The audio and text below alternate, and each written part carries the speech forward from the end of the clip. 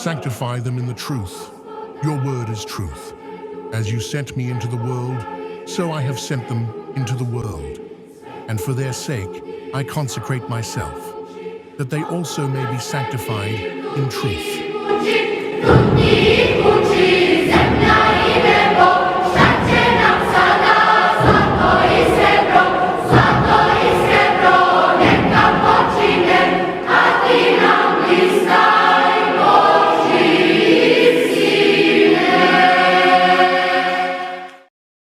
Hello, welcome to Sanctified in Truth. My name is Johnny.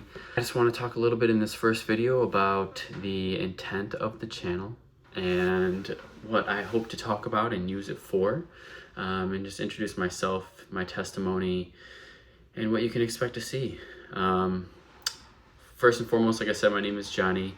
I am married, my beautiful wife Natalie, and I have two beautiful little girls, one of them a little under the age of 3 and the other one is about 6 months old. On this channel, my goal is to talk mainly about theology, so I'm very interested in theology, although I would not call myself an expert, nor am I credentialed in any sort of important manner or important way. But it's a passion of mine. I enjoy reading books on church history and theology, so that will be something that we cover a lot in here, would be book reviews, not just in theology and church history though, but I also do enjoy, at least of late, reading classics. So there will be some of that sprinkled in, but a lot of it will be with the thought in mind of like how we can view some of the topics and tensions in even classical non-Christian books in a Christian way. Just how I feel I'm interacting with them currently in my journey. My goals for the channel would be to share and gain knowledge. So I don't want to position myself as a teacher or somebody who is possessing wisdom greater than others. I would really consider it a success if at the end of the time, whenever I decide to stop, if I ever decide to stop, or even in a few years' time, I can look back and say that I've really learned a lot and I've had my opinions changed. Trying to strike that balance between being open-minded and not just believing everything that I hear. So that would be one of the goals. Another one would be to avoid controversy and debate. Frankly, I'm a little bit tired of YouTube channels and videos that argue or strawman, degrade, it just is intellectually dishonest, and I think it really doesn't do any good to anyone, even your own side. I think it just makes other people hate what you do and what you believe when they feel like you're not accurately representing arguments and thoughts. So that would be one.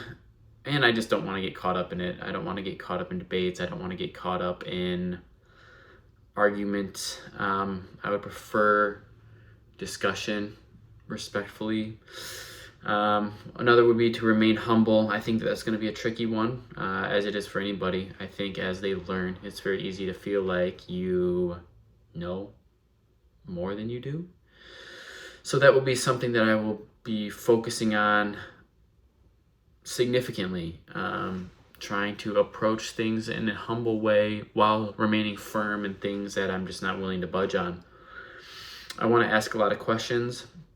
I want to encourage listeners to ask a lot of questions, and I think not just, fun questions, but maybe uncomfortable questions, things that you would not want to ask or believe. And that doesn't mean we need to believe them after we ask them, but I think if you're uncomfortable answering questions or approaching questions, and that just maybe means that either what you believe is not sufficiently robust or your understanding of it isn't yet. I also want to grow spiritually in this journey and encourage others to do the same.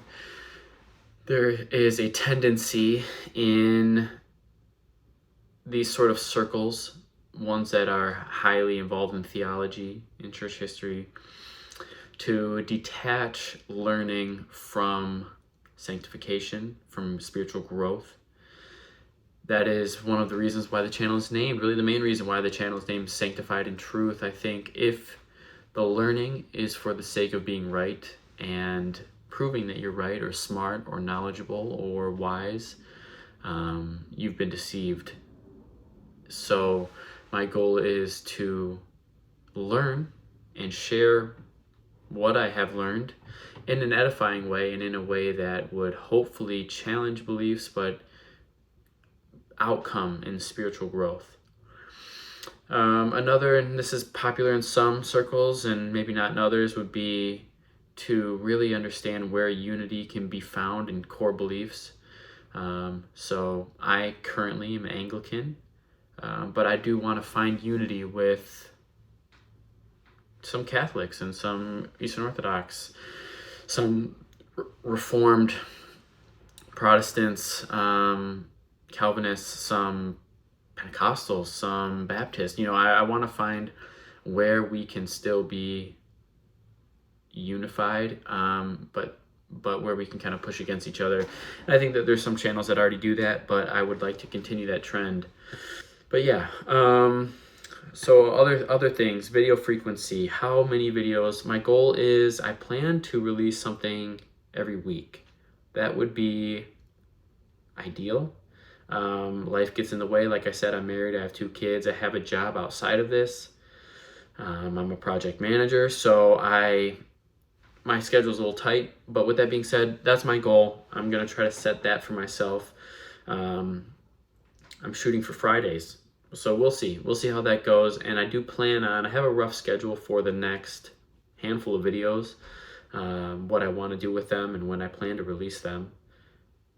And we'll just see where it goes. And I'll be releasing maybe some of that schedule so that people can know ahead of time what we're sort of looking to talk about. That way, especially on like book reviews, if I can release when I'm going to do it, maybe some people will be encouraged to read the book beforehand and they'll be able to share their thoughts right away and kind of have it fresh on their mind as I'm going through it. My plan for the next video. So next week, the book that I'm going to be reading is, not reading, but reviewing, is Plato's 5 Dialogues.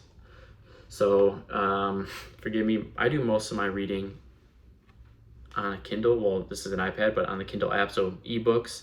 I just find it easier to bookmark, manage bookmarks, manage comments. I will occasionally read the physical book, mainly when somebody gives it to me or I cannot find an electronic copy of it. But yeah, so first one that I'm going to go over is the 5 Dialogues by Plato. This particular version is translated by Benjamin Jowett. I'm not really sure how to pronounce that, but I'm just going to be talking about all the things, well, of course, that I thought were interesting about it, as of course any book review would do, but particularly how I feel, and I think many others, Plato had a significant impact on Christianity. Some might even say that it led to it, which I think I would not agree with, but I do think that God used these philosophers of old to prepare maybe the pagan world for Christ. And so, yeah, very interesting. I'm excited. I think that the next handful of videos might be either about those in particular, Plato's dialogues, and then maybe another video about just more on philosophy and Greco, ancient Greek philosophy, and how maybe there's some similarities and differences, and just give my thoughts on that. So tune into that. I'm very excited for it. I've really enjoyed reading it. I did want to share a little bit about my testimony actually before I go, just so that people know a little bit about my journey of faith. I grew up in a Christian home. Both my parents were Christian, went to church. They still do. Same with my 2 brothers. Both have attended and still do attend church. Grew up Pentecostal at its would have been a non-denominational church, but kind of got its roots from an Assembly of God church.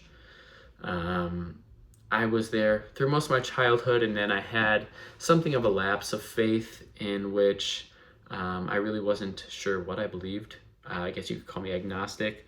I don't know that I would have ever called myself an atheist, but I was not sure what was true. I had some moral doubts about the Christian God. And then, yeah, it would have been probably about 3 years ago, around the time that I had my daughter, that a friend and myself both committed to reading the Bible a little bit more seriously, which is something I never really truly did with any serious study as a child or an adolescent. And that led me down a series of events in which I got where I am now. So first, I discovered some I'll call them reformed teachers, R.C. Sproul, John MacArthur, and while I have some significant disagreements with them now, I am grateful for the path that they led me on, the path being one where I realized that our faith is not purely emotional and just a feeling and kind of a blind faith. Up until then, that's kind of the intention, kind of my understanding of what Christianity was. And so I'm grateful to them and their faithfulness to the Word of God and their study of it. And that really showed me that our faith is logical and reasonable, and it can be studied, so as the Bible can also be studied. And from there, I was in a little bit of a crisis of faith. I knew what I believed. I knew I believed in God, I should say, but I did not know where that put me. I felt like I had so much to learn, so much to understand. Didn't know what church I belonged. Was I supposed to be Catholic, Orthodox, Protestant, Baptist, Presbyterian, who knows? So I ended up going to more Baptist churches. For a few years, went to Baptist churches, maybe a couple years, but always knew that there were some things I didn't agree with. Tried a PCA church, tried a couple Lutheran churches. And more recently, I found that a lot of what I was looking for is in Anglicanism. Tried Orthodox, gave that a good shot. And maybe one day I'll explain in more detail why those options did not seem to be the way for me, to me, I should say. I don't want to say for me as if it's relative and everyone has their own way. While I appreciate a lot of things about many different traditions, ultimately, like everybody, I still do believe that what I believe now is true, and I'm open to changing that in the future. But I chose those. I decided that those denominations were not for me because I did not think that they were true in their claims. So yeah, I will probably one day in the future talk more about why I'm not, Orthodox or Catholic or Pentecostal or Baptist anymore. But yeah, that would be a future video, and who knows when. But yeah, that's a little bit about me. So like I said, I'm attending an Anglican church, ACNA. It's definitely more on the Roman Catholic side, but there are a lot of Eastern Orthodox sprinklings in there that would not be common in Protestant circles, or really even in Western tradition as a whole. So there's a lot that I really appreciate about it, and I'm excited to be there. But that's kind of my very abridged testimony and how I got where I am now. So yeah, if you would, and if you're interested in kind of going on this journey of learning and asking tough questions, challenging maybe what you know, I would appreciate you subscribing to the channel and leaving comments, and maybe even letting me know what kind of content you're interested in seeing. But yeah, that's it. Thank you for taking the time to watch the video. I'll see you next week.